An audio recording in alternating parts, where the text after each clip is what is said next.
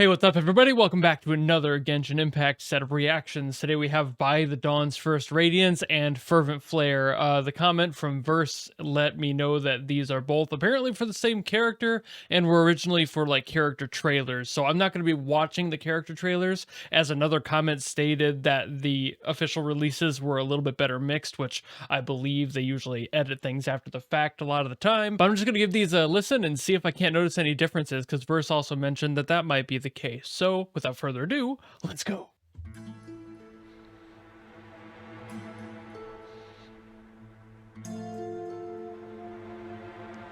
I'm gonna be focusing so hard knowing that these apparently have similarities. Woo, all right.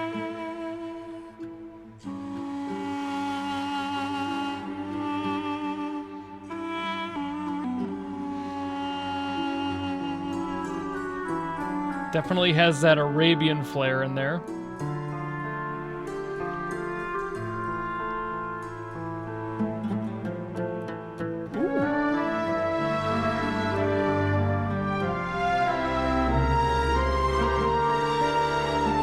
Oh right, this is the stellar moments. It's like all the songs in this have this flair.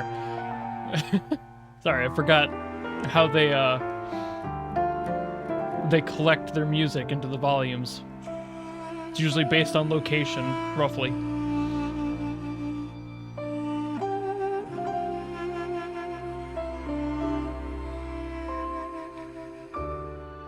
Ooh. A major lift. Okay. With a minor follow-up.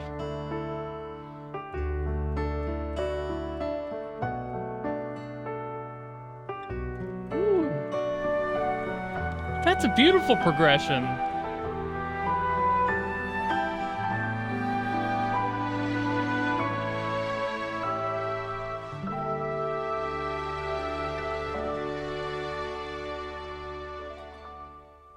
Nice calming way to end it too. All right, so that note progression at the end there, that melody line, it sounded very bittersweet and familiar in some way, like it was plucking some sort of nostalgia out of me, and I couldn't quite pinpoint why, so I went to the old trusty keyboard and found out why.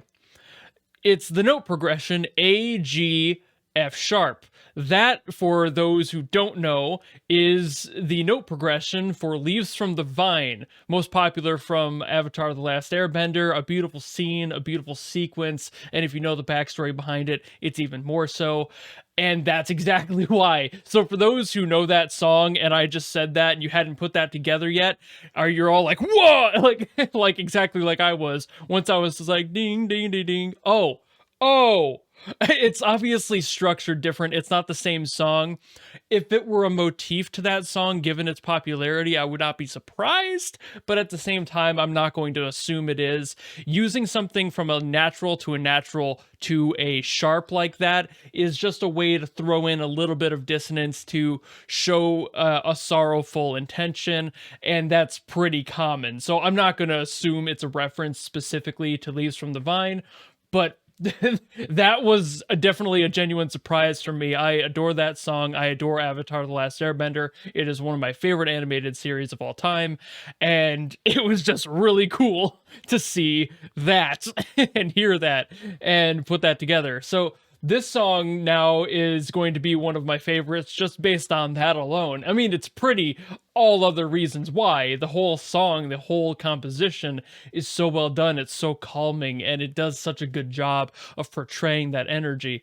But man, Leaves from the Vine, that just gives it like +5, you know? But now with that out of the way, I have to see how Fervent Flare lines into this. If it's also that same motif, I'm gonna start crying. But let's find out, shall we? Hold on, wait. I just started immediately jamming with it. Oh! Oh!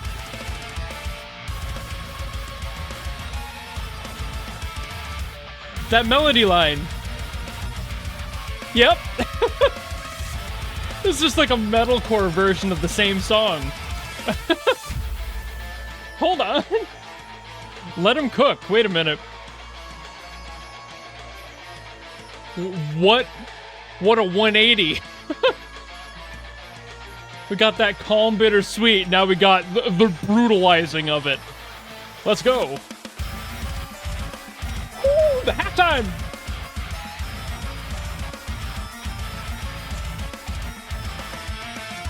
Woo. Getting a little mathy in here. Okay.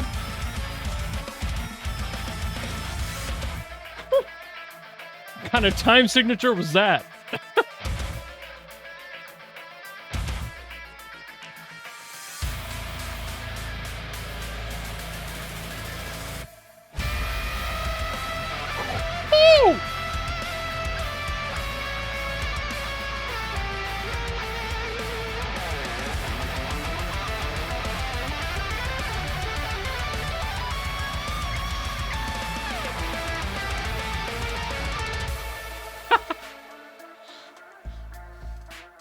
Ooh. Oh. Now we're going back here. Now we vibing a little bit. Not the same kind of vibe as last time, but we be vibing. Alright, so yeah. Definitely some similarities there, but also completely different. So the first song was definitely the boyfriend, and this was the guy she tells you not to worry about, for sure. Wow.